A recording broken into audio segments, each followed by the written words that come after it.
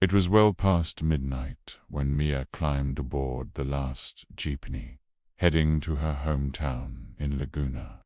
The city had finally fallen silent, its usual chaos replaced by an eerie stillness.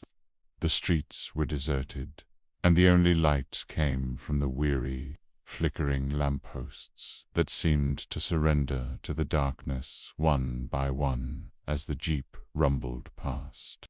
Inside, the air was thick with quiet. There were only 3 other people. An old man, head slumped against the window, fast asleep. A woman cradling a small child in her arms, rocking it gently.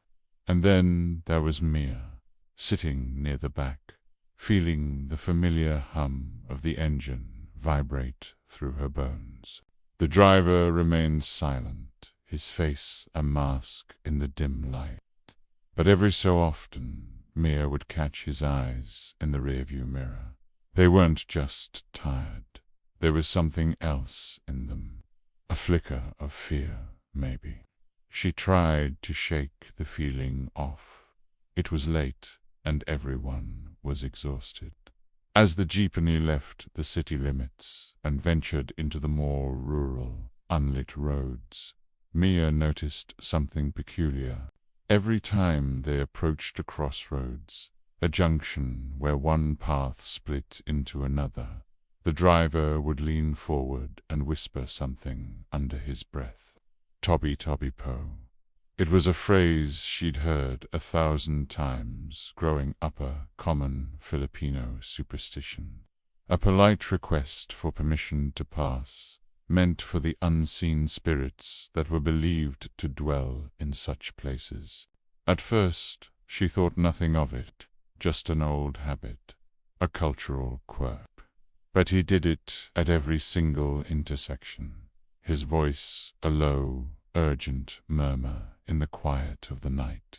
The farther they drove, the stranger things became. They turned onto a narrow, tree-lined road, where the ancient branches of acacia and nara trees formed a dense canopy overhead, swallowing what little moonlight there was. Instantly, the temperature inside the jeepney dropped. A sudden, biting chill filled the air, so cold that Mia could see her own breath misting in front of her. It was then that the baby, who had been sleeping peacefully in its mother's arms, began to cry. It started as a soft whimper, but quickly escalated into a frantic, piercing wail. The woman holding the child began to hum a lullaby, a soft, soothing melody meant to calm it down. But the baby didn't quiet. Its cries grew louder, more desperate, almost like screams of terror. Mia watched, a knot of unease tightening in her stomach. The woman rocked the child back and forth, her movements rhythmic and gentle, her head bowed. The humming continued, a constant, low drone. But as Mia looked closer, a horrifying detail made her blood run cold. The woman, she wasn't moving her lips. They were sealed shut, still and unmoving. Yet the lullaby continued, unwavering, its melody weaving through the baby's frantic screams. The sound wasn't coming from the woman. It was coming from somewhere else inside the jeepney. It sounded like it was coming from behind her. Her heart hammered against her ribs, a frantic drumbeat in the sudden, terrifying silence that seemed to fall as the baby's cries abruptly stopped. Every instinct screamed at her not to look, to just stay frozen and pretend she hadn't noticed. But a morbid, irresistible curiosity took hold.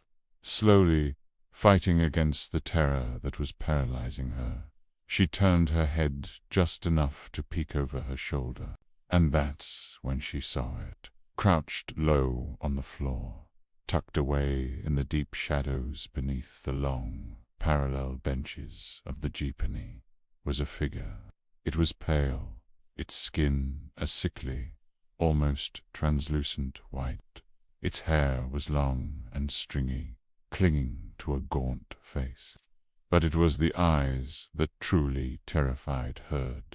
They were empty, black voids that seemed to suck all the light and hope from the space around them. Its mouth was stretched wide open in an unnatural, silent scream, and from that gaping maw emerged the haunting, melodic lullaby. Suddenly, the screech of tires on asphalt shattered the night. The jeepney lurched to a violent stop, throwing Mia forward.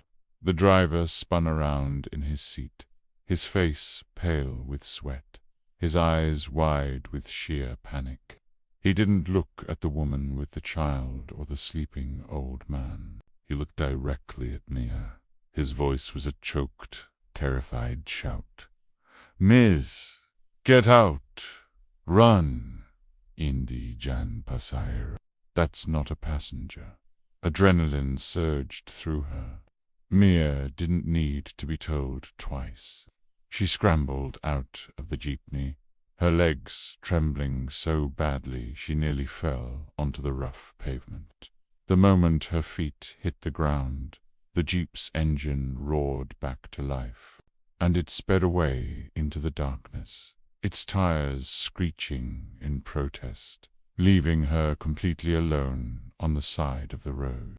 She stood there, gasping for breath, her body shaking uncontrollably in the pitch-black night. She watched the red taillights of the jeepney shrink into the distance until they were nothing more than 2 tiny pinpricks. And then they were gone. Silence descended once more, heavy and absolute. When her panic subsided enough for her to get her bearings, she looked around, trying to figure out where she was. And that's when a new wave of horror, colder and more profound than before, washed over her. She recognized the twisted branches of the old bolete tree, the crumbling stone marker by the side of the road.